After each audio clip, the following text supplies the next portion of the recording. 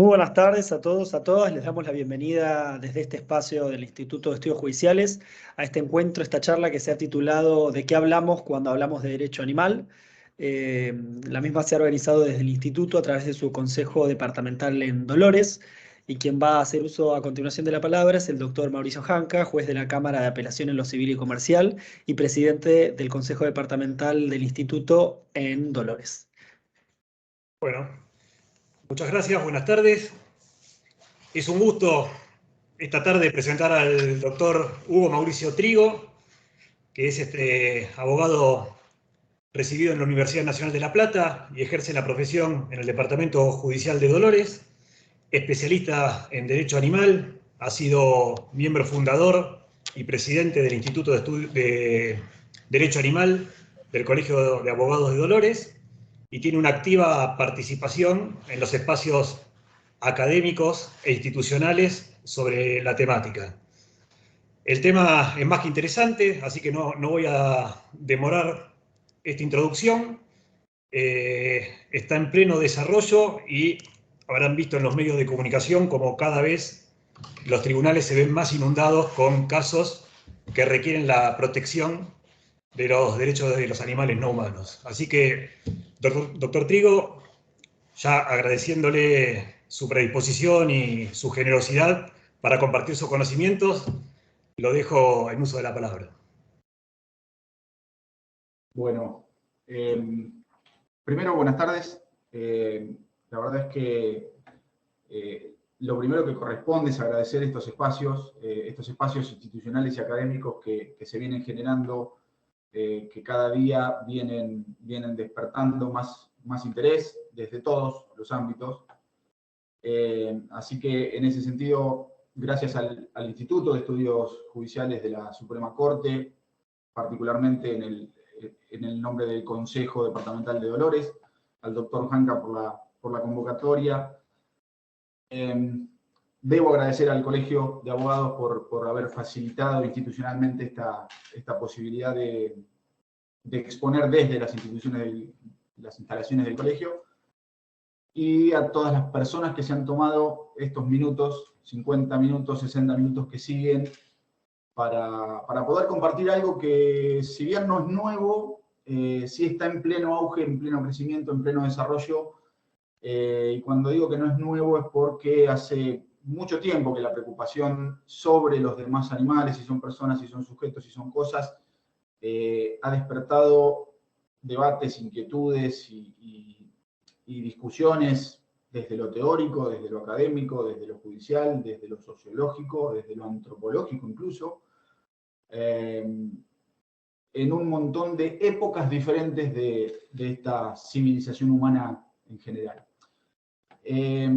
¿Por qué el nombre de qué hablamos cuando hablamos de derecho animal? Justamente porque creo que hoy, actualmente, están dadas, yo considero, y algunos colegas consideramos que están dadas las condiciones para hablar de una rama del derecho autónoma, una rama del derecho positivo que cuenta ya con todos los requisitos, entre comillas, que se exigen para que una rama del derecho sea autónoma y no dependa o no esté subsumida dentro de lo que antes era, por ejemplo, derechos reales, las cosas, una bolilla de derecho penal, la ley 14346, y todo lo demás yendo por las normas que habilitan o regulan la caza, la alimentación, la sanidad animal y demás.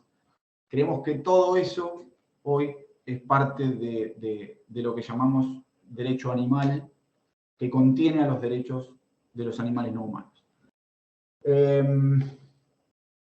¿Por qué digo siempre, y me gusta repetirlo, que el derecho animal como rama jurídica es no solo autónoma, sino transversal, y digo una de las más transversales ramas del derecho, porque atraviesa, toca, inevitablemente, creo que a todas las demás ramas del derecho.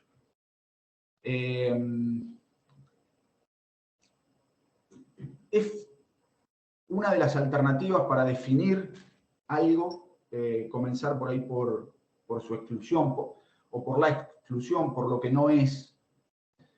Y creo que una de las primeras cosas para decir es que derecho animal como rama jurídica no es solamente maltrato animal. Estamos muy acostumbrados y nació, quizá todo lo nuevo que se está viendo del derecho animal, nació de la mano de la violencia hacia los demás animales, de esto que se llama maltrato, crueldad.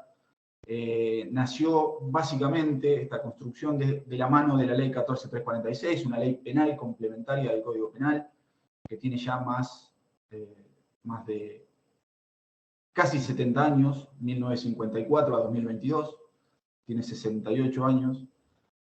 Nació muy de la mano, muy a la par con todas las construcciones que han venido a partir de esa ley y del concepto de víctima que esa ley trae.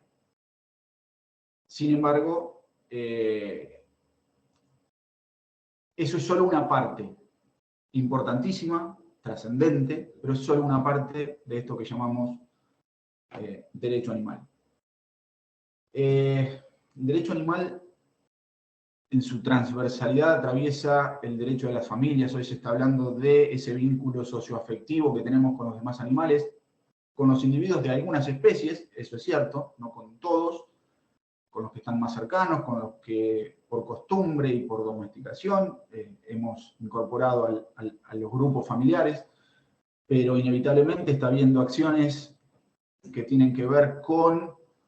había una canción que decía con quién se queda el perro, y la verdad es que eso hoy es una realidad. Se están interponiendo acciones cuando se rompen o se disuelven los vínculos convivenciales o los vínculos matrimoniales, que incluyen hoy no como cosa a dividir, sino como sujetos a proteger, a contener y a seguir conviviendo con las partes que se dividen o que se separan. Tiene muchísimo que ver con el derecho constitucional, es decir, hace 40 años atrás recién se pensaba en algún lugar del mundo, pero no todavía en la Argentina, en interponer una acción constitucional como el habeas corpus para poder obtener la libertad y poder declarar sujeto de derecho o persona no humana a una orangutana. La verdad es que todo eso es solo parte de lo que compone, entendemos, el derecho animal. Toca el derecho del consumo, es decir, hoy se está discutiendo que los animales no son objetos de consumo, sacando el tema de la alimentación, que es un tema en sí mismo, sino que son sujetos, usuarios y consumidores.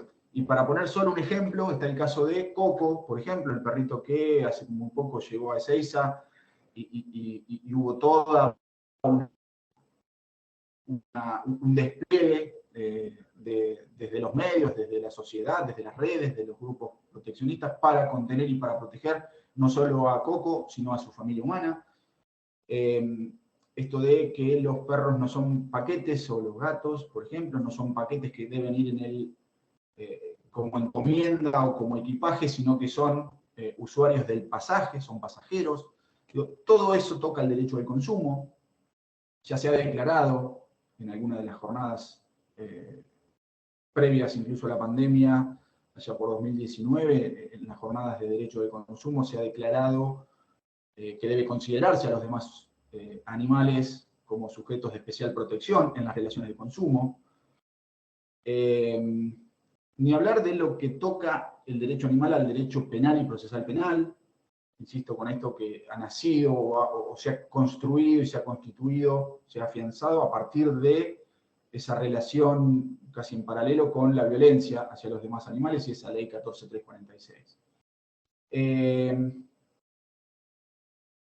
¿Tiene que ver con el derecho ambiental? Sí, tiene que ver con el derecho ambiental. Está todavía ese debate o esa discusión, esa cuestión que tiene que ver con quién comprende a quién, si el derecho animal al derecho ambiental o si el derecho ambiental al derecho animal, y la verdad es que son dos ramas que se interrelacionan, que se tocan constantemente desde el principio al fin, pero no son lo mismo, y una no contiene a la otra.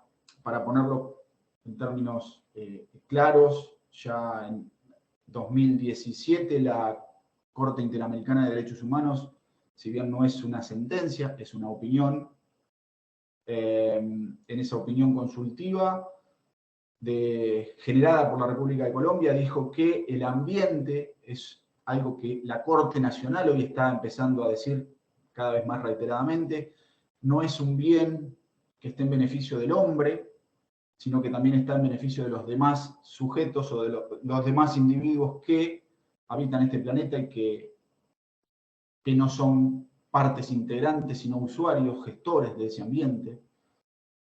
Es muchísima la jurisprudencia que se está generando no solo a nivel nacional, sino internacional. Quizás al final, si llegamos con el tiempo, la idea es compartir algunos fallos actuales, pero también remontarnos a fallos de la Corte Nacional de hace 110, 120 años, es decir, en la etapa fundacional, que tienen que ver directa o indirectamente en algunos casos con los demás animales. Hoy el derecho animal tiene su propia doctrina, tiene su propia jurisprudencia, tiene su propio objeto de estudio. El objeto de estudio, cuando hablamos del objeto de estudio del derecho animal, no nos estamos refiriendo, o por lo menos, si bien se están dando estos debates que se dieron en otras ramas del derecho, cuando se habla del objeto de estudio de cada una, creo que no son los animales en sí mismos. Digo, el objeto de estudio sean los animales, no por objetivizarlos o por cosificarlos, sino porque creo que en todo caso es parte del objeto de estudio de otras ciencias, de otras disciplinas. Cuando nos referimos, o yo me refiero al objeto de estudio del derecho animal, en particular me estoy refiriendo más al conjunto de normas jurídicas que regulan las relaciones que tenemos entre humanos y no humanos, es decir, entre todo el mundo o reino animal, o a las relaciones entre individuos de las diferentes especies animales, al conjunto de normas jurídicas, a los principios que las regulan, y que tienen que ver con el reconocimiento no solo de personalidad jurídica, sino de derechos en sí mismos. Y en ese objeto también está comprendido el contenido y alcance de esos derechos. Es decir, debatimos hasta dónde reconocerle derechos. Hay un montón de posturas, no solo hay blancos y negros, sino que hay un montón de grises. Se incluyen en ese objeto de estudio las funciones del Estado respecto a la protección que debe dársele a los demás animales y a esas relaciones con los demás animales.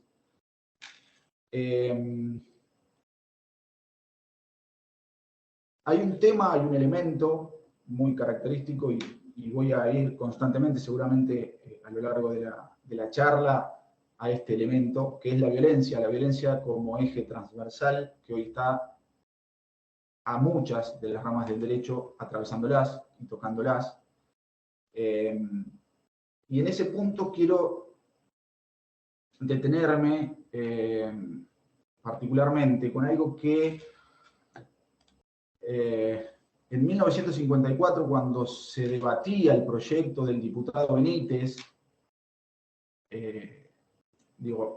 1954 estaba vigente aún la ley, realmente la ley Sarmiento, aquella ley 2786, que era de 1891, una ley que regía para los territorios nacionales y que tenía un tipo penal muy abierto, mucho más que lo que hoy podemos hablar, y que sancionaba solo con pena de multa o convertible en arresto los actos de maltrato, de crueldad contra los animales, sin tipificarlos específicamente, sin definirlos.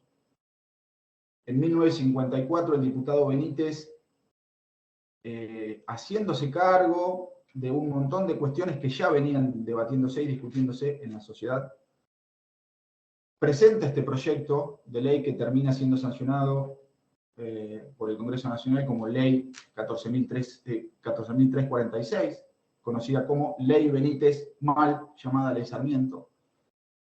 Y hay un párrafo del miembro informante en la Cámara de Diputados que a mí me interesa destacar siempre en cada una de las oportunidades que tengo, charlas, clases o lo que se pueda, donde dice que el despacho, cuando habla del dictamen favorable, digamos, de la comisión que integraba, este despacho se ha limitado a fijar los principios generales que deben regir en esta materia. Y a jalonar con ello, es decir, lo que pretendían era empezar a construir una política de Estado respecto a este muy importante problema de la protección animal. Estamos hablando de una política de Estado pensada en 1954 que, por un montón de variables, seguramente debatibles, seguramente se podrán analizar desde múltiples perspectivas, no pudo constituirse. Estamos hablando de una ley, la ley 14346, que estuvo más de 50 años como dormida. Una ley que en las facultades se enseñaba muy poco, insisto, como un punto de una bolilla de derecho penal, pero que en los últimos años despertó todo este interés y todo este movimiento y todo este intercambio, interrelación entre los diferentes actores. Y la verdad es que gran parte de todo ese interés y de toda esta movilización y de toda esta creación o consolidación viene de la mano de una palabra, que es la palabra víctima, insisto, esa palabra que contiene la ley 14346, que se confronta, se contrasta con el derecho civil, no solo con el Código de Vélez, sino con el actual Código Civil y Comercial, que en muchas de sus normas cosifica a los animales. Por eso digo que el derecho animal es una de las ramas, si no es es una de las ramas más transversales que tenemos, porque toca al derecho civil desde el principio hasta el final. En este punto, y como elemento también de ese derecho ya consolidado, creo, hay un tema que ha abierto innumerable cantidad de, no solo debates, discusiones, sino de jurisprudencia y de doctrina, de doctrina y de libros y textos y artículos de diferentes disciplinas.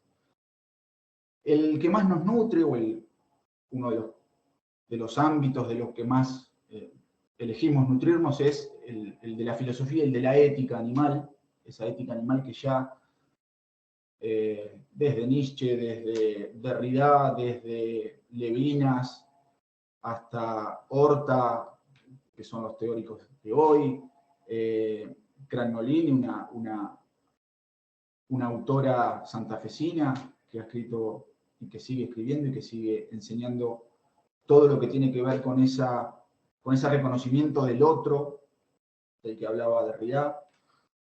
Es de eso de lo que más quizás nos nutrimos para fundamentar esto del sujeto de derecho y la persona no humana. ¿Y por qué me detengo acá? ¿Y por qué dije que algunas normas del Código Civil y Comercial, y no dije que el Código tajantemente cosifica? Porque yo tengo una visión desde la Constitución Nacional y con el Código Civil y Comercial, que si bien es una interpretación que en parte va por lo literal y en parte va por lo no dicho, tiene algún tipo de justificación. Nosotros tenemos una formación desde la familia, desde la costumbre, que nos dice cosas que los animales están para nosotros, que son un montón de funciones y un montón de servicios para el hombre. Y eso va atado hoy, desde hace unos cuantos años, a una idea que es la de recursos naturales. Y la verdad es que cuando, al menos yo, leo el artículo 41 de la Constitución Nacional, que es desde donde comienzo, por lo menos por elección, una interpretación o un intento de fundamentación de por qué digo lo que digo. No encuentro una cosificación, no encuentro una identificación de los demás animales, de ninguna especie, con recursos naturales. Cuando yo leo el artículo 41 de la Constitución, y acá abro un paréntesis, la Constitución en general no se refiere a los hombres o al ser humano, sino a los habitantes, y eso también es otro de los puntos que fortalece quizás esta interpretación o esta pretensión de que con el derecho positivo, aún con el vigente, sin modificaciones, los demás animales pueden ser reconocidos como sujetos de derecho y como personas no humanas. El artículo 41 dice que todos los habitantes gozan de el derecho a un ambiente sano, equilibrado, y pone a cargo de las autoridades el deber de proveer a la protección de ese derecho. Pero después, cuando continúa en ese segundo párrafo, dice que las autoridades proveerán a la utilización racional de los recursos naturales, a la preservación del patrimonio natural y cultural y de la diversidad biológica. ¿Qué es lo que yo entiendo acá? Que diversidad biológica, que es donde sí están incluidos los demás animales, como nosotros mismos, como una de las especies animales, no son identificables con recursos naturales. Muchos me van a preguntar, estás dando vuelta todo un sistema de producción. A eso viene el derecho animal. Más tarde o más temprano a cuestionar todo un sistema de producción que hoy tiene detrás un montón de intereses que no permiten o que se resisten a ese cambio de perspectiva. Si yo esta interpretación literal, incluso con los signos gramaticales de ese artículo 41, la vinculo con directamente el Código Civil y Comercial. El Código Civil y Comercial en el artículo 227, que es el que incluso se pretende modificar y se están constantemente iniciando intentos legislativos de modificación. La verdad es que yo no encuentro una cosificación textual en el artículo 227 del Código Civil y Comercial de los demás animales. Ya no habla de semovientes, como si lo hace, por ejemplo, y en forma expresa el Código Civil uruguayo. El Código Civil uruguayo, cuando se refiere a los bienes y a las cosas, expresamente ejemplifica con cómo los demás, cosas que se muevan por sí mismas, como los demás animales, por eso semovientes. El Código Civil y Comercial argentino no dice en ningún momento, por lo menos en el artículo 227, que los demás animales sean cosas. Dice, ni más ni menos que son cosas muebles las que pueden desplazarse por sí mismas por una fuerza externa. Y la verdad es que el viento, el agua, la electricidad, sabemos que son cosas muebles que pueden desplazarse por sí mismas. Los demás animales son seres vivos, sintientes, conscientes, y acá es donde empiezan a jugar las demás disciplinas, las neurociencias, por ejemplo, para decir que los demás animales tienen conciencia del mundo que los rodea, conciencia de sí mismos, conciencia de los grupos que forman, de la sociabilización que generan y que crean. Y la verdad es que desde esa interpretación, que puede ser o puede llevarnos a algunas conclusiones extremas, quizás,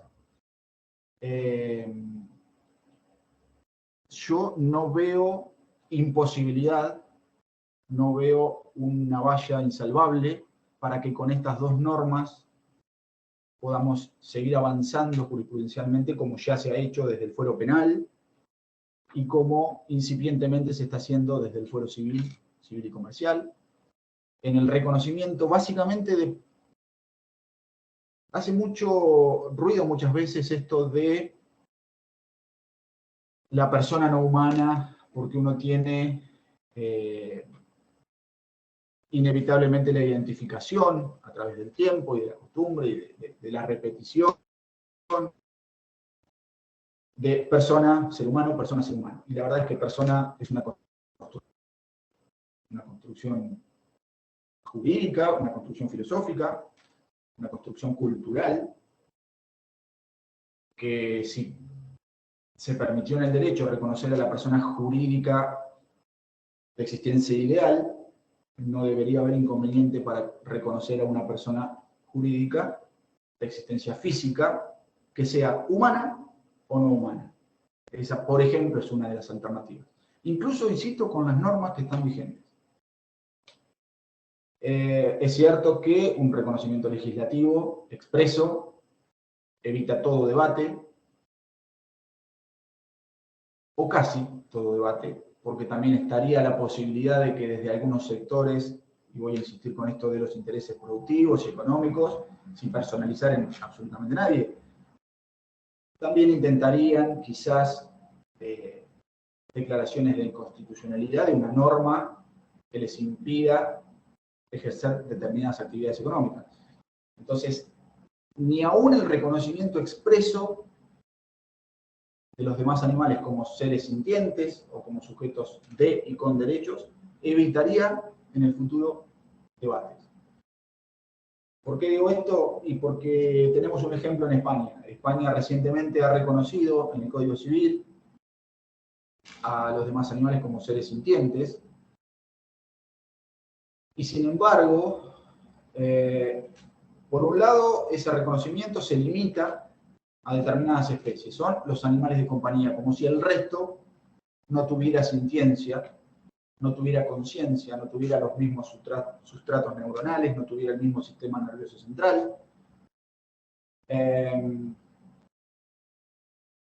Y por el otro lado, aún con los animales denominados de compañía, que tendrían reconocimiento expreso de esa sintiencia y protección más amplia que otros en ese Código Civil español, también en determinadas regiones se está debatiendo si esos animales que para unos son de compañía y para otros son, por ejemplo, herramientas para la caza, como los perros para la caza, los perros cobradores y demás, si merecen tener ese mismo reconocimiento. Y ya, por ejemplo, en Navarra se está debatiendo y se ha declarado que no van a tener la misma protección. Es decir, el mismo perro sentado en un sofá de la casa, en el momento en el que el humano responsable lo lleva a ejercer la práctica de la caza, no tendría la misma protección legislativa.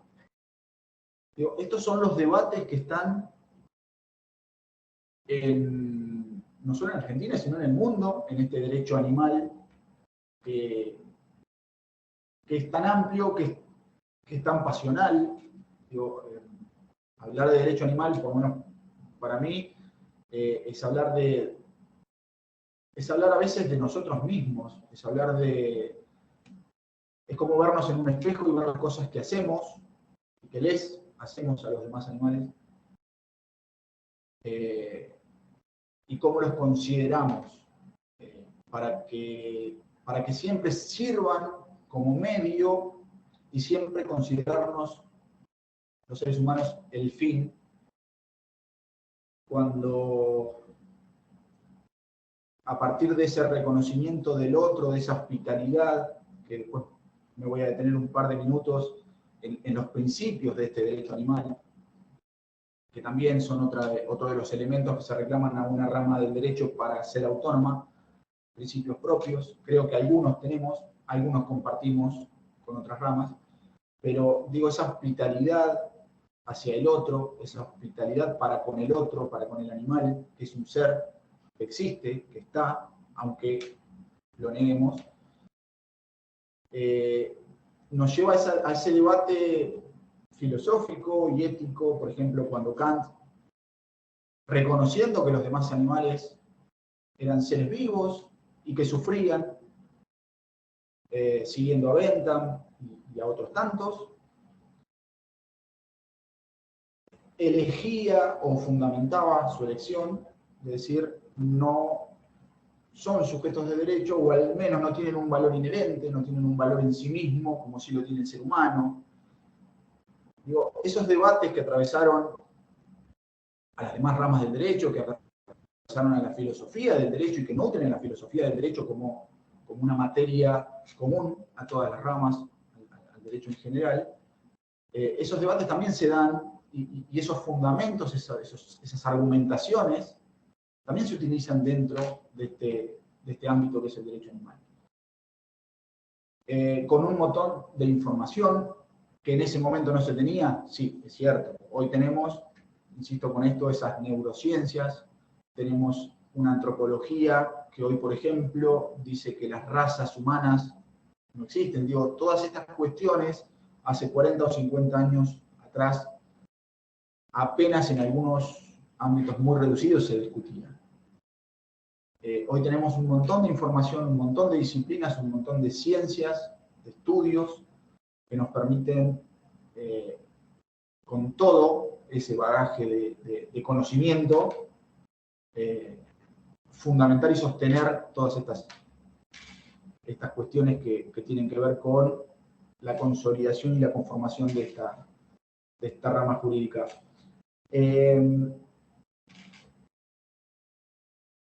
Hoy, por ejemplo, y antes de entrar en el tema de los principios o de seguir con eso de los principios, se está debatiendo mucho hasta qué punto la legitimación del animal, hasta qué punto la legitimación del conviviente, del humano que convive con un animal para reclamar por daños, para reclamar el impulso de una causa penal. Bueno, la jurisprudencia, tanto en lo penal como en lo civil, ya se está abriendo desde hace mucho camino.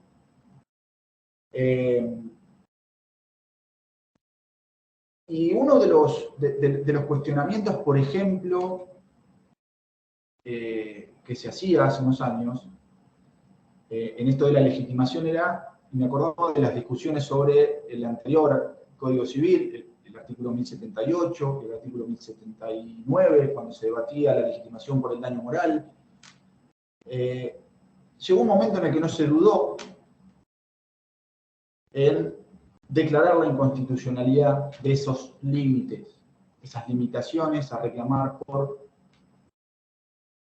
el daño moral o el daño que produce la muerte, por ejemplo, de un hermano, la muerte de un conviviente, aunque no sea heredero forzoso. Eso se zanjó en la jurisprudencia. Hay un montón de casos que hoy van por ese camino en el reconocimiento del derecho animal, no porque me rompieron la cosa, sino porque dañaron a un integrante de la familia, porque dañaron a un conviviente, porque dañaron a alguien con el que teníamos un vínculo socioafectivo, un vínculo familiar, un estado, si se quiere, de familia.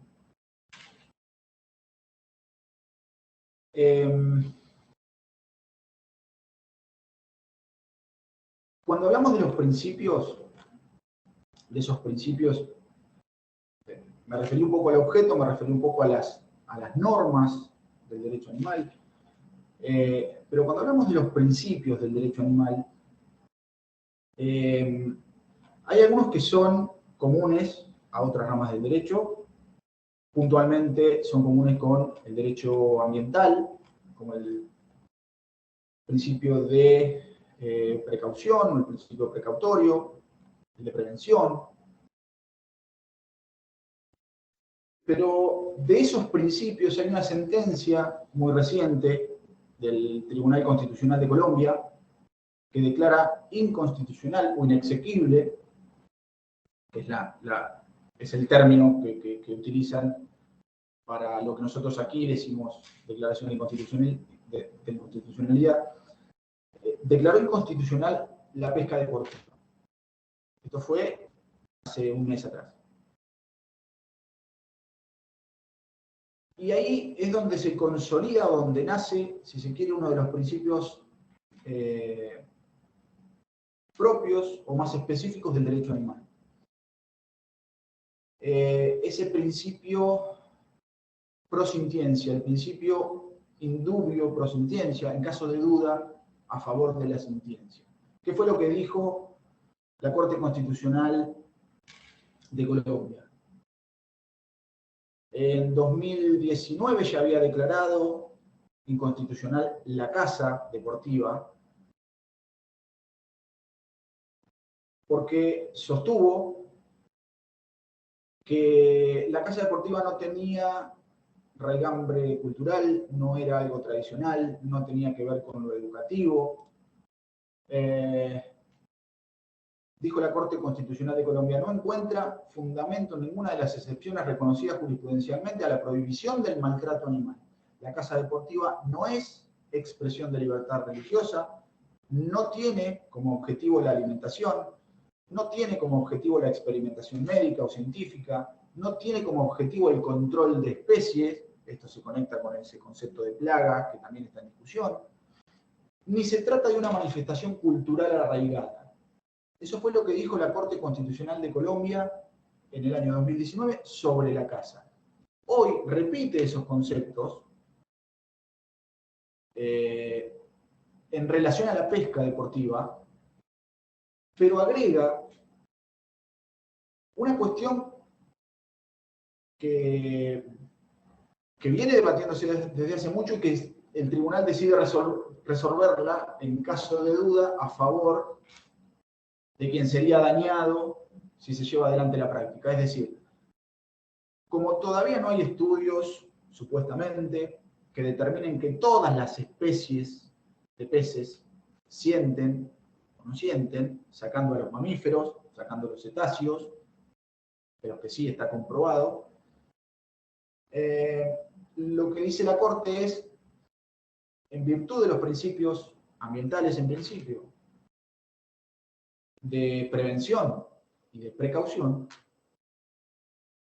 se tiene que declarar inconstitucional, se tiene que dejar esa práctica de realizar, hasta tanto al menos se tenga certeza de que esos animales no sienten. Como no lo sabemos, esa práctica es inconstitucional.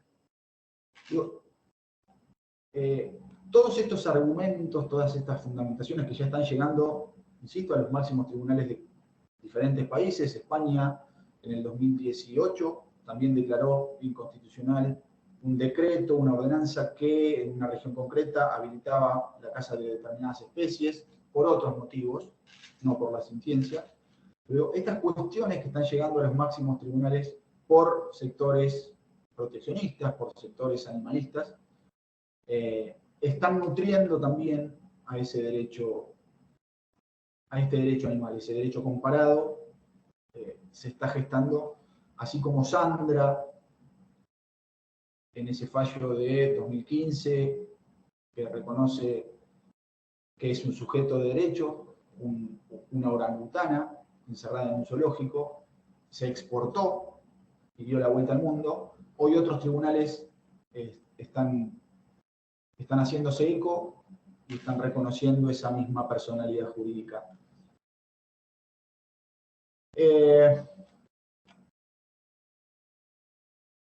Ese principio pro sintiencia,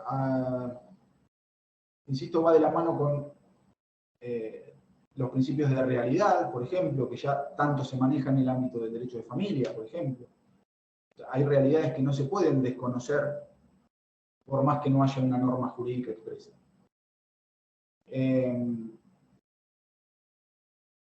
Y va atado ese principio pro sintiencia a lo que es esa hospitalidad hacia el otro, que entiendo, y esto es algo que sí está por construirse o por consolidarse, entiendo que ese es uno de los nuevos principios del derecho animal. Y creo que es el gran principio del derecho animal, el de la hospitalidad.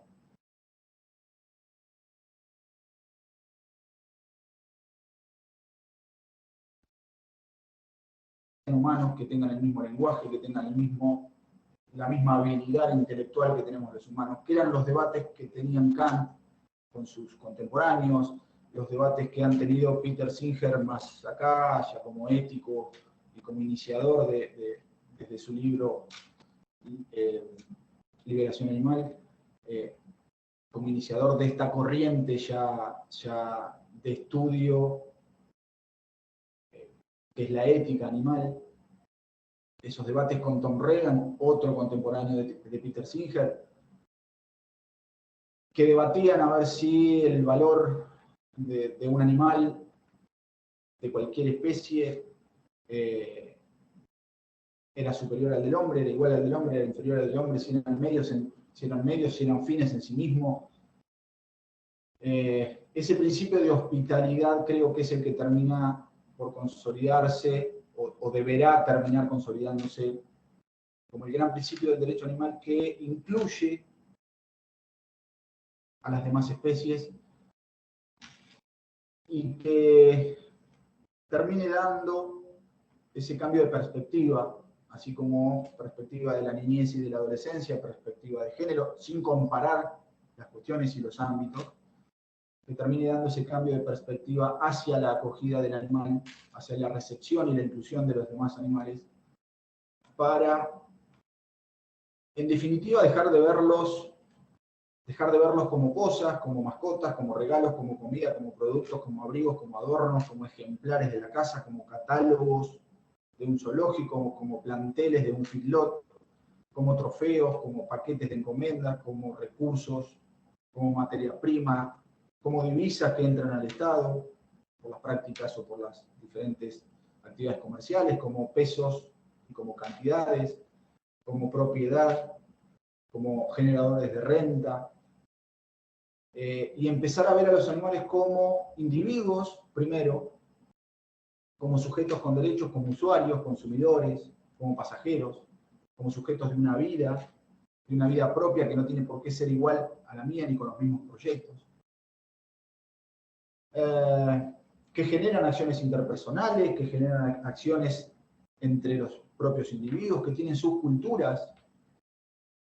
Empezar a ver a los demás animales con socioafectividad, aunque no la tengan conmigo, pero que la tengan entre ellos, como individuos que socializan, aunque no comprenda del todo de qué manera socializan. Empezar a ver a los demás individuos como familias en sí mismas y como integrantes de esas familias multiespecies que hoy empiezan a ser reconocidas en algunos fallos. Empezar a ver a los demás animales como, en muchos casos, migrantes y desplazados por un sistema de producción que genera el problema y después lo soluciona, siendo claro, genera el problema y después lo soluciona con el exterminio o con la matanza. Esto trastoca toda la forma de ver el sistema de producción, incluso de alimentos, es decir, cuando la frontera del agronegocio o la frontera agropecuaria avanza, y no solo se talan bosques, sino que esos bosques se talan para sembrar determinados insumos que después terminan siendo el alimento de animales. Se está generando todo un desfasaje que la naturaleza ya tenía de alguna manera aceitado, un desfasaje en una forma de funcionar esa naturaleza en hábitats y en ecosistemas. Y los animales o las especies animales, con todos los individuos que contienen, que vivían en esos hábitats y en esos ecosistemas hoy deteriorados, terminan migrando hacia otros lugares, buscando un nuevo hábitat, se adecúan en muchos casos, y es donde los empezamos a ver a ellos como problemas, y es donde habilitamos determinadas prácticas que después reproducen nuevamente el problema.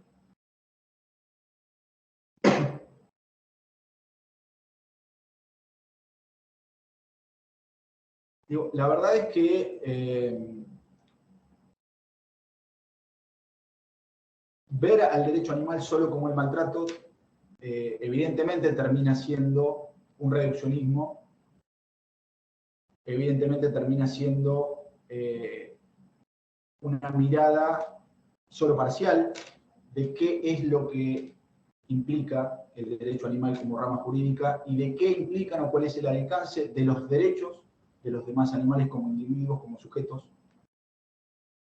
y como especies también, porque en ese sentido podrían hasta tener derechos colectivos de especie.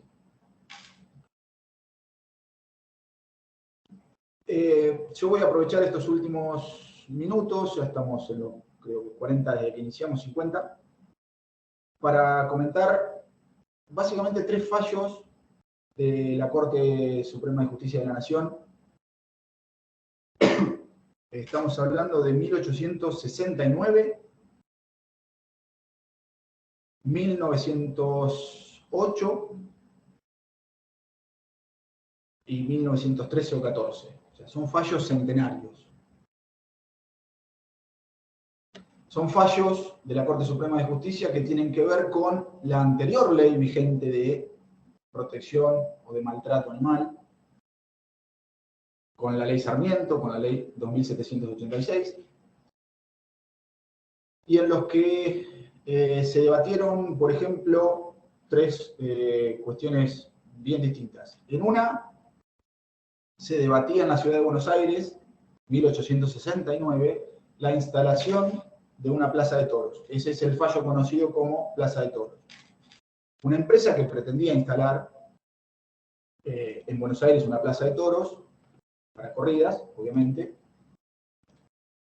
y en el que la Corte termina diciendo que era válido, como poder de policía originario, el derecho de la ciudad de Buenos Aires a negar esa instalación. Y la Corte aludió en ese momento a las cuestiones morales, a la moral pública, a la afectación de derechos de terceros y demás, y sostuvo que si la municipalidad en ese momento entendía que se violentaba, que se trastocaba la moral pública, las costumbres, a través de la instalación de una plaza de toros en la ciudad de Buenos Aires, el poder de policía que tenía como autoridad originaria estaba bien ejercido y confirmó, si la Corte no hubiese sacado este fallo, que es lo que quiero ejemplificar, hoy estaríamos quizá debatiendo en el año 2022 lo que todavía está debatiendo no solo España, sino Colombia y México, que se erradiquen las plazas de toros, que se erradiquen las corridas de toros. En Argentina no tuvimos eso, sí tenemos el caso en Jujuy, por ejemplo, del toreo de la Vincha, donde es una especie de, a ver, ¿cómo ponerlo en términos claros? Una especie de linchamiento al toro, pero que no se termina con la muerte del toro. Es una cuestión más similar quizá a la jineteada, que todos conocemos, y que hoy está en discusión si se lo declara patrimonio inmanente de la nación. Hay unos proyectos sobre esa práctica, pero no estamos en Argentina hoy las corridas de toro como las conocemos. El otro fallo, que es de 1908, tiene que ver con lo que se conoció o se conoce hasta hoy como tiro al pichón. Esto fue una denuncia que realizó Ignacio Lucas Albarracín, aquel por quien se conmemora el 29 de abril, el Día del Animal, aquel pariente de Sarmiento que generó la ley Sarmiento, que generó esa ley 2786. Bueno, era proteccionista, era abogado, y con esa ley en la mano generaba denuncias cuando veía una práctica en aquella Buenos Aires de 1900. Vio a una persona en un determinado lugar practicando tiro a la paloma, hizo la denuncia sosteniendo que era un acto penado por esa ley 2786. Y en ese momento, bueno, el procedimiento era el jefe, el comisario de policía era el que instruía, el jefe de policía era la autoridad de elevación, la alzada, y la resolución final llegaba recién a un tribunal judicial. ¿Qué fue lo que dijo? Y esto es lo que me interesa destacar de ese fallo de la Corte, que terminó por declarar como cruel y sancionable la práctica del tiro al pichón. Muchos años después, ya en los años 2000, se volvió a discutir porque la práctica se seguía generando. Pero ¿qué dijo la Corte en 1908? Ninguna interpretación de la ley es más concordante con los propósitos civilizadores y humanitarios que aquella que mejor conduzca a suavizar las costumbres, suprimir la violencia y en este caso evitar el juego por el tema de las apuestas. En función de eso, la Corte declaró que a pesar de la tipicidad abierta de esa ley 2786, el tiro a la paloma, aunque no se mate, aunque el animal quedara vivo y herido, o el tiro al pichón, era una actividad cruel, era una actividad que no tenía ningún tipo de fundamento ni justificación, y por eso sancionaba.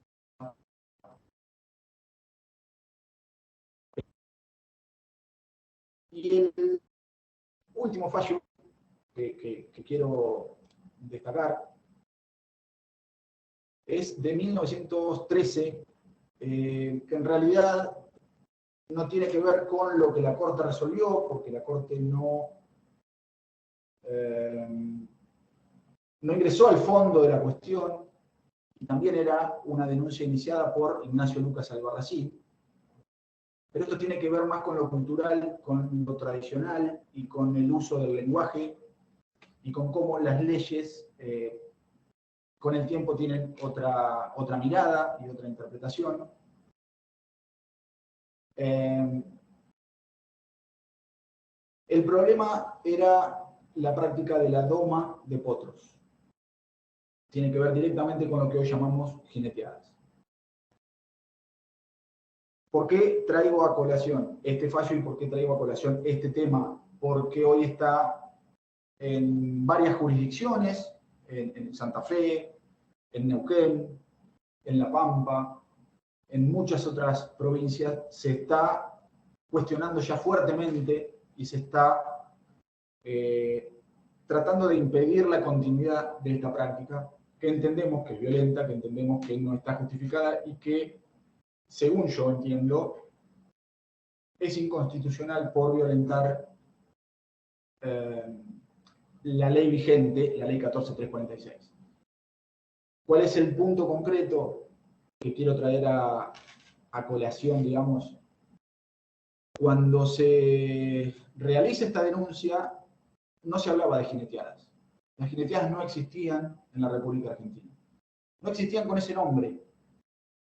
Se hablaba de doma de potros y los concursos que se difundían y que se promocionaban eran concursos de doma de potros, porque era lo que se conocía, el trabajo en el campo, se domaba el potro, se lo sometía, se lo hacía doméstico, dócil para el trabajo, para la tarea que fuera en el ámbito rural,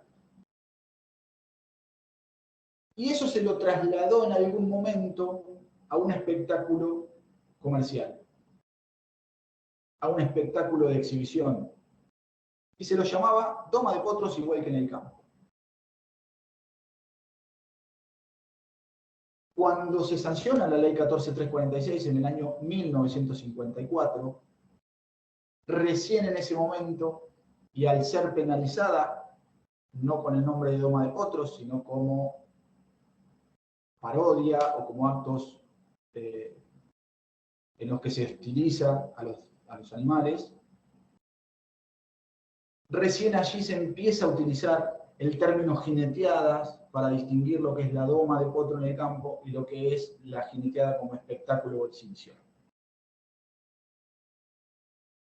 Digo, 70 años de vigencia de una ley, muchos más desde la ley Sarmiento, con cuestiones que aún hoy se siguen debatiendo, se siguen discutiendo y siguen siendo prácticas, en muchos casos avaladas por la sociedad, en otros avaladas por un sistema de producción y en otros avaladas incluso hasta por un sistema educativo que reproduce esta forma de ver a los demás. Digo, sería reiterativo y sería repetir y sería superabundante remitirme a lo que ocurrió con el reconocimiento de derechos a los esclavos, el reconocimiento de derechos a las mujeres, el reconocimiento de derechos a los menores de edad, a las personas menores de edad, que hasta hoy, incluso, en muchos casos se sigue peleando por ese reconocimiento y ejercicio efectivo y pleno de derechos. Y ahora, para ya finalizar, me gustaría hacer referencia a dos sentencias que vienen desde, una también viene desde Colombia. Es una sentencia del año 2020 en la que la cuestión que se debatía era la asistencia medicamentosa de un animal no humano, de un perro al que se le había, por una cuestión de recursos y por una cuestión de política de salud, un determinado municipio dejó de proveer el medicamento en forma gratuita que ese animal necesitaba. Su tutora, su responsable humano, su conviviente humana, pidió una tutela jurisdiccional y le fue otorgada y se ordenó que ese animal sufría de epilepsia y no tenía otra forma de conseguirla que no fuera a través de el dispendio o el expendio en realidad gratuito por parte del Estado. Y se ordenó al Estado que retomara que garantizara el expendio de ese medicamento. Y la otra sentencia tiene que ver con un tribunal indio, en realidad es de la zona de Nepal y de una frontera en la que por el uso de caballos, los caballos que son viejos o que se lesionan terminan quedando abandonados en esa frontera y son de nadie, son de ninguno de los estados. Y a raíz de ese caso, un tribunal, estos fallos, los que tengo completos, obviamente, son los que tengo comentados, como este caso no tengo el fallo completo, sino que tengo el comentario del fallo. Quien los necesite, yo después los paso. Lo que se terminó decidiendo por ese tribunal fue que todos los animales, sin distinción, y acá es donde empezamos con los blancos, los grises y los negros, es decir, los extremos y toda una gama entre medio de esos extremos, todos los animales sin distinción son sujetos de derecho, son personas y tienen derechos. Lo que sí aclaró este tribunal es que en caso de colisión, y acá volvemos a aquella posición kantiana, en caso de colisión con derechos de personas humanas, el tribunal tendría en cuenta los derechos de las personas humanas y no de los animales. Digo, todo esto que traté de sintetizar y que cada una de las cuestiones de las que hablé es un tema en sí mismo, cada una de las cuestiones que hablé y de las que quedaron como ítems abiertos, cada una genera un tema en sí mismo de discusión, de debate, de normalización a través de normas jurídicas o de modificación de normas jurídicas, porque en algunos casos hay, pero no son las suficientes, o no tienen la mirada o la perspectiva adecuada. Todo esto que traté de sintetizar es lo que hoy llamamos derecho animal. El derecho animal no viene a decirle a los demás humanos cómo se tienen que comportar, qué deben hacer de sus vidas, pero sí viene a decir que tenemos que incluir, que tenemos que abrir la mirada, que tenemos que incluir a otros, que son otros por sí mismos, y no en cuanto me presten un servicio o me den algún beneficio. No sé si me dirán ustedes si abrimos directamente a preguntas o quieren que reproduzcan las diapositivas, que me parece que no tendrían mucho sentido porque son 16 diapositivas que reflejan básicamente lo que acabo de comentar. Así que si hay preguntas en el chat o si quieren abrir los micrófonos. Como prefieras, Mauricio, mientras si alguien quisiera el material, se lo podemos hacer llegar. Y bueno, los micrófonos ya están abiertos para que si alguien quiere tomar la palabra y hacer un aporte, una pregunta, la pueda hacer tanto oralmente como también en el chat. Perfecto. Mauricio, ¿cuál es el estado actual de, si es que hay algún proyecto a nivel parlamentario para avanzar en lo que es el reconocimiento de los derechos de los animales? ¿Tenés idea cuál es el estado actual? ¿Si hay algún proyecto en danza? Sí, sí, a ver, ahí entramos en el terreno de no solo lo sociológico, sino también de la carrera política. Digo ahora por qué. Esto fue muy patente en el año 2019. 2019 creo que ingresaron algo así como 23 o 25 proyectos. Empezó con 1, 2, 3, 5, 10, se llegó a debatir 20 y pico de proyectos. Tuve en el año 2019, en abril, la oportunidad de estar cuando se formó la comisión, era la Comisión de Legislación General y la Comisión de Legislación Penal. Estaban a cargo la doctora Burgos y el doctor Lipovetsky. Tuvimos varias personas del ámbito, incluso del ámbito veterinario, o sea, fue bastante abierto en cuanto a los expositores.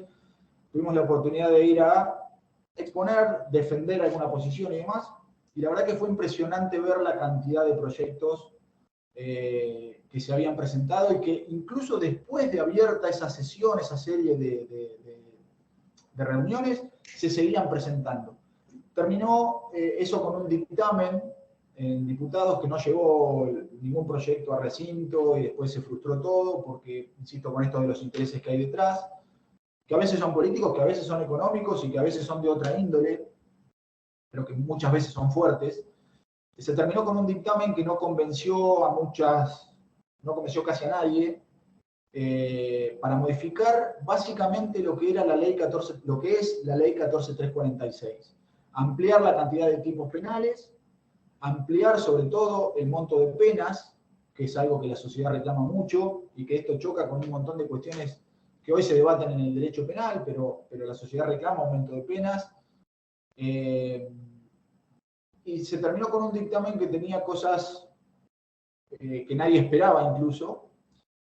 Y en el año 2020 y 2021 se volvieron a ingresar. Yo el año pasado creo que conté 18 proyectos nuevos. O sea, todos aquellos del 2019 perdieron estado parlamentario y no se logró nada. Se ingresaron nuevos. Hoy hay proyectos, por ejemplo, para prohibir la caza con perros, un proyecto de la doctora Camaño. Hay otro proyecto para declarar directamente, hay dos proyectos, uno de la doctora Camaño y otro creo que de Ritondo, nombro los que me acuerdo, de legisladores, para declarar sujetos de derechos ampliamente a los demás animales, algunos con algunas cuestiones para pulir, pero hay. Y muchos proyectos, básicamente la mayoría tienen que ver con esto de la ley 14346, los tipos penales y la sanción penal, que desde casi todos los sectores se está de acuerdo en elevarlas, pero cuando se toca la letra de la ley y cuando se quieren incluir algunos tipos penales, es donde empiezan a veces los desencuentros y lo que termina por ahí frustrando que se sancione efectivamente un proyecto. Pero a ver, proyectos hay muchos. En este momento hay proyectos con estado parlamentario. Y siempre también alguno de estos proyectos tiene que ver con solamente la reforma del 227, la reforma del artículo 227 del Código Civil o el agregado de un 227 bis para reconocer la sentencia de los demás animales. De hecho, hoy hay una, llamémosle, entre comillas, colecta de firmas a través de estas páginas virtuales para impulsar y para fortalecer, para apoyar un proyecto para modificar el artículo 227 del Código Civil y Comercial. Yo ahí abro un paréntesis y tiene que ver con lo que dije hoy, ¿no? De esa interpretación desde el artículo 41 de la Constitución y de los derechos implícitos, y con el 227 que no dice expresamente que los demás animales sean cosas. Tengo que aclarar que sí hay otras partes del Código Civil y Comercial que directamente, indirectamente, sin mencionarlos como cosas, pero que tratan a los animales como bienes divisibles en el matrimonio, las industrias y demás. O sea, no estoy negando esa parte, lo que estoy diciendo es que aún cuando una norma como el artículo 227 vigente tenga esa posible interpretación, creo sería mucho más fácil o más posible limitar el alcance de los otros artículos, pero es una interpretación absolutamente parcial, personal y particular. Con respecto a los proyectos, creo que de los que conozco por lo menos, hay algunos que son potables y otros que por ahí van a decantar en el camino.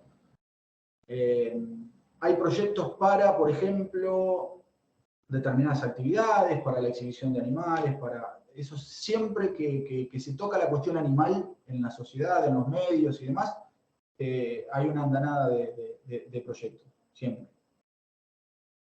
Bueno, gracias Mauricio. Te leo, además de agradecimientos varios en el chat, hay algunas preguntas que te las transmito. Karina Viciniano consulta con respecto a la declaración de inconstitucionalidad de la caza y pesca deportiva en Colombia, si ambas actividades quedarían prohibidas en ese país o simplemente es una declaración abstracta. No. En el 2019 la declaración de inconstitucionalidad de la caza por el máximo tribunal constitucional es la caza deportiva. O sea, lamentablemente tenemos esto de los casilleros, así como los animales están en casilleros y nosotros también. Muchas veces nos autocolocamos en casilleros por cuestiones de un sistema que funciona de esa manera. La caza también tiene sus diferentes versiones. Está la caza plaguicida, está la caza científica, está la caza deportiva. Más allá de que a mí no me guste ninguna y que crea que todas son un ejercicio de violencia, yo personalmente, lo que se declaró inconstitucional o inexequible en Colombia fue la caza deportiva y ahora recientemente la pesca deportiva, porque no tiene ningún sustento en ningún tipo de los problemas, entre comillas, que se le generan o a los productores o a las sociedades urbanas. La caza deportiva es solo eso, es matar por placer, matar por diversión. Entonces, es eso lo que declaró inexequible o inconstitucional la Corte. En el caso de la caza ya eso está, si no me equivoco, vigente, y en el caso de la pesca otorgó o concedió o lo difirió, digamos, por el plazo de un año. Es decir, ya está la declaración, por el plazo de un año se podría llegar a seguir practicando la pesca deportiva, pero en un año, a partir de notificadas las partes, la pesca deportiva ya tiene que dejar de practicarse en Colombia y pasaría a ser ilegal, clandestina, delictiva, si se quiere. Bueno, y la doctora Romina D'Angelo también pregunta, según su conocimiento y experiencia, ¿cuáles serían las medidas más efectivas para luchar contra el maltrato animal, las que existen desde el punto de vista de lo penal, si resultan efectivas en definitiva? Se abre todo un tema ahí, se abre todo un tema con eso, no solo por el tema de las penas en expectativa y esto que la sociedad pide. Digo, en estos días hemos visto cómo, por ejemplo, un patrullero en Goya, Corrientes, atropella intencionalmente a un perrito. Eso lo hemos visto incluso en Dolores. Digo, son prácticas o son actos, hechos que se ven constantemente, lamentablemente se ven a diario.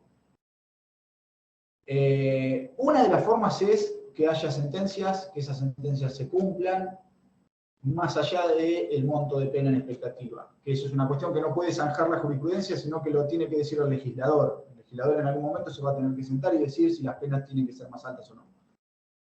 Mientras tanto, y depende del caso, si el fuero penal y también incluso el fuero civil y el fuero de familia han ido encontrando para cuestiones de maltrato o violencia con los demás animales, por ejemplo, la exclusión de esos animales de la casa en donde son violentados, como medida cautelar. En cuestiones de violencia familiar, hay ya fallos en Chaco, hay fallos en Tucumán, donde se ha llegado a excluir no al animal, sino al violento, a la persona humana que violentaba a esos animales.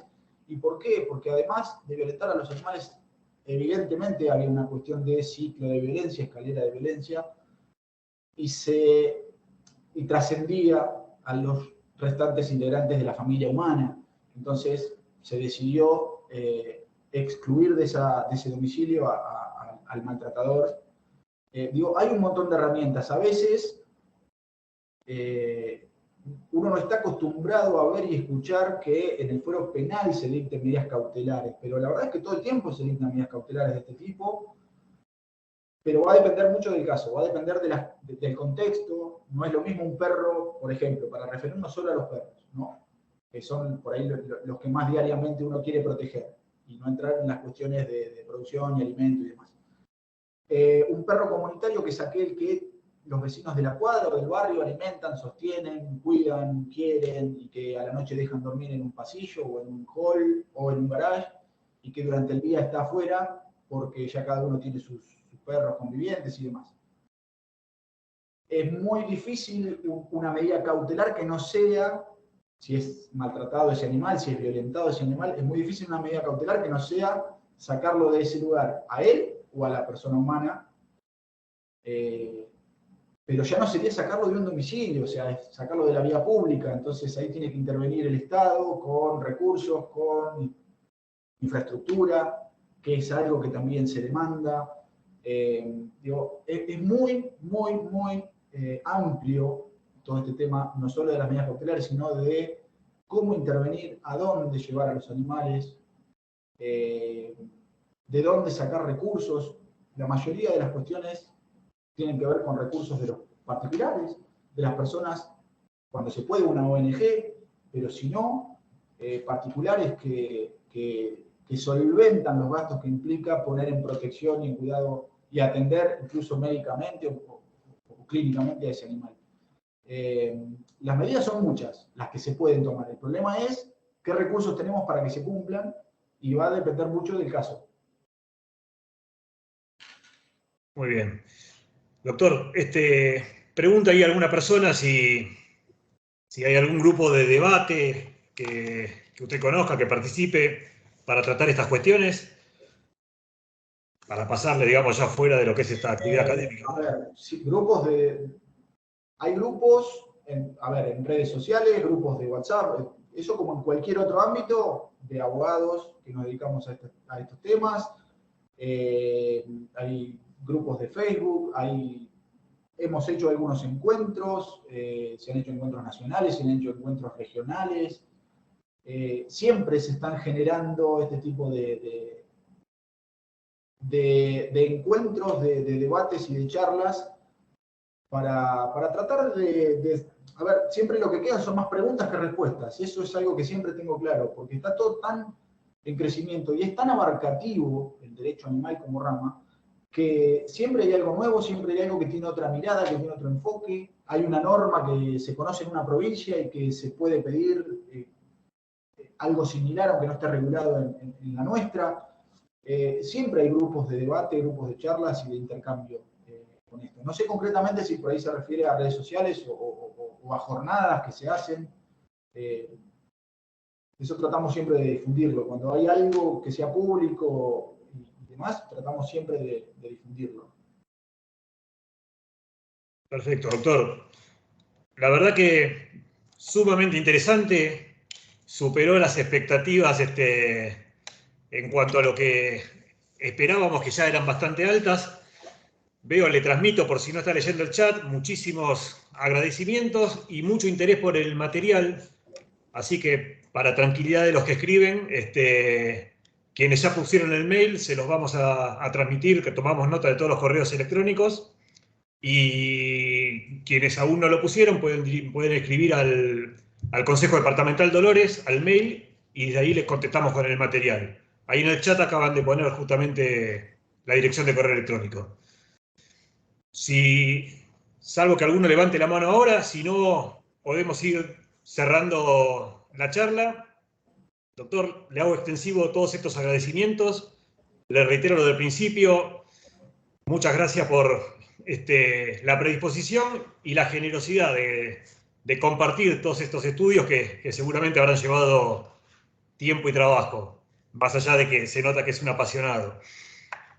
Sí, la verdad es que, a ver, yo hablo siempre por lo personal, que es lo que puedo conocer, porque al único que puedo representar es a mí. pero la verdad es que sí, esto tiene que ver con pasión y con compromiso, tiene que ver con ir descubriendo, siempre cuento lo mismo, yo empecé con el ambientalismo, con el derecho ambiental, pero un día vi que abajo en la vereda había ojos que miraban y que necesitaban algo. Y era un perro comunitario que en la esquina de los bancos. Y hace ya muchos años, de eso hace casi 20 años, empecé como proteccionista, por eso a veces también la mirada no es exactamente la misma cuando uno empieza al revés, digamos, ¿no? Uno empezar protegiendo a esos animales, protegiendo a esos individuos, y va ampliando el espectro, va ampliando la mirada, va incluyendo, del perro pasa al perro y el gato, del perro y el gato a todos, y eso hace que también veamos con otros ojos, o por lo menos es lo que me pasa a mí, situaciones incluso entre personas humanas, que preste atención de otra manera a las formas de relacionarnos. La verdad es que viene el compromiso por ese lado, primero personal, después profesional y académico. Trato de hacerlo siempre de esa manera y sin esperar más que del otro lado se hagan preguntas y que si no estamos de acuerdo en algo lo podamos debatir y lo podamos charlar y podamos escribir. Esa siempre ha sido la propuesta y la mirada que trato de darle. Así que gracias a ustedes por ese espacio, por este espacio, y espero que alguien se vaya con algo bueno y con algo que despierte por lo menos interés en sentarse a leer, en nutrirse y seguir ampliando esa mirada y seguir mirando a los otros de otra manera. Y seguramente ha sido así. Nos vamos pensando. Le agradezco de nuevo, le agradezco por supuesto a todas las personas que han participado de esta actividad, a los secretarios del Consejo, Romina y Ezequiel, que colaboran, y a la gente del Instituto de La Plata que opera el sistema. Así que, buenas tardes, muchas gracias. Gracias a ustedes. Buenas tardes.